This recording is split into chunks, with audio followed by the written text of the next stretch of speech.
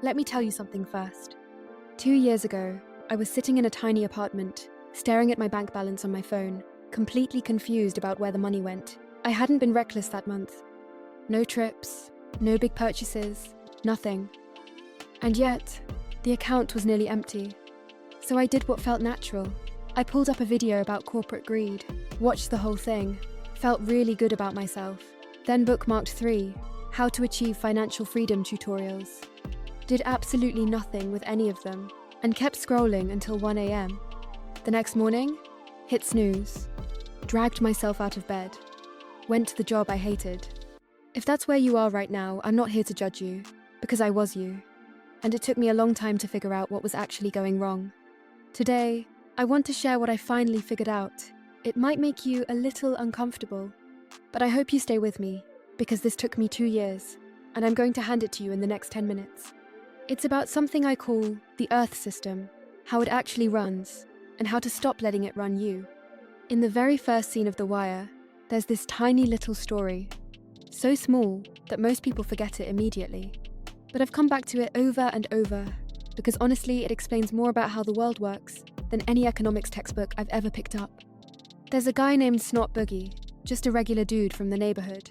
Every Friday night, people gather on the corner to shoot dice gambling, hanging out, the whole weekly ritual. Snot Boogie shows up every single time, plays like everyone else, gets into it, watches the dice, feels the tension when the stakes are high. But he has this one habit. Every time the pot got big, really big, money piled up in the middle, he would reach in, grab every dollar, and run. Not once, not twice, every single time. Until one day, someone finally caught him, and he ended up dead on the street. Detective Jimmy McNulty shows up to the scene and asks the witness one question. If you knew he was going to steal the money every time, why'd you even let him play? The guy looks at him, dead calm, and says, "Got to. This is America, man." That line sat with me for a long time, because it's not really about a dice game. It's about the deepest operating logic of this entire system we're all living inside. Here's the unwritten rule. The system tolerates winners and losers, but it will never tolerate anyone who disrupts the wealth accumulation cycle itself. Snot Boogie didn't die because he lost money. He didn't die because he cheated. He died because every time the pot reached its peak, he physically removed the money from the table. He wasn't losing or winning inside the game. He was raiding it from outside. He tried to end the game itself. And that is the one thing this system absolutely cannot allow. I call the people at the top of that table, the ones who write the rules, the shooters. They can tolerate extreme inequality. They can tolerate you going broke inside the system. They can tolerate you staying at the bottom your entire life. What they cannot tolerate is someone flipping the table and cutting off the flow. This isn't a conspiracy theory.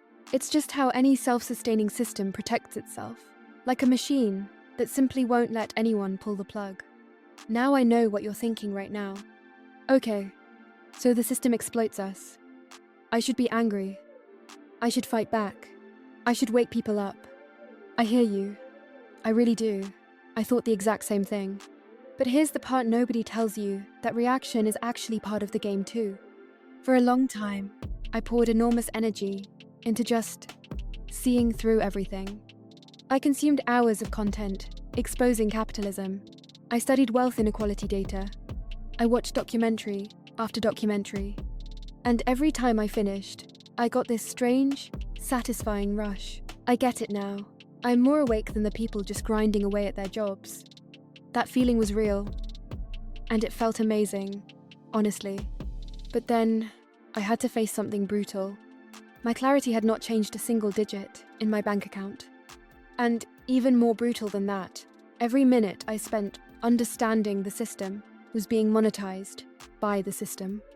Every click, every scroll, every time I stayed on a page because I was too fired up to close it, I was generating ad revenue for platforms.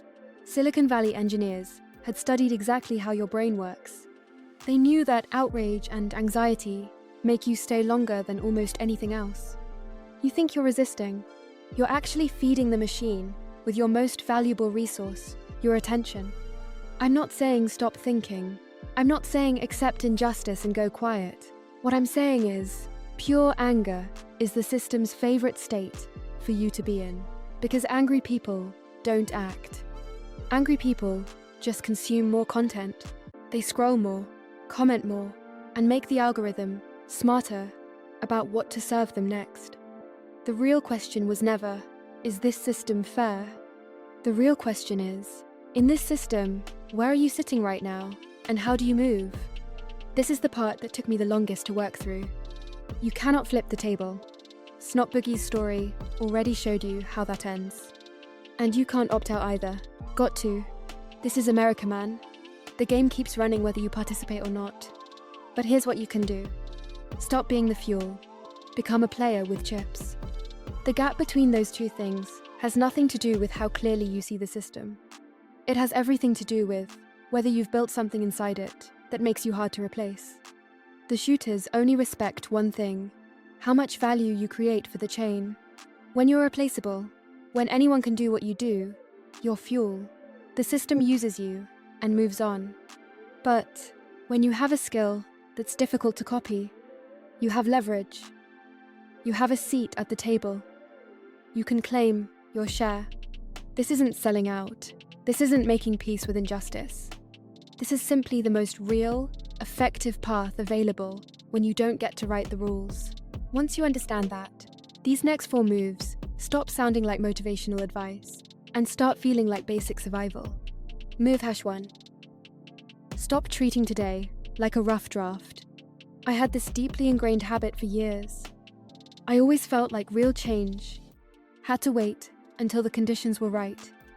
Once I save enough, once this job ends, once I figure out my real direction, then I'll get serious. But the system runs every single second. The shooters collect their profit every single day. Every day you spend waiting is a day you're spending your own time extending someone else's bottom line. Don't wait until you're ready. Start treating today like it actually counts, not as a holding pattern until some perfect moment arrives. So, what does a day that actually counts look like? Move #2.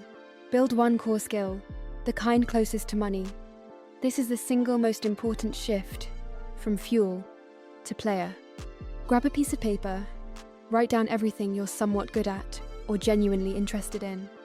Then ask yourself one question. Which of these, realistically, in the next 1 to 2 years, is a market most likely to pay me for?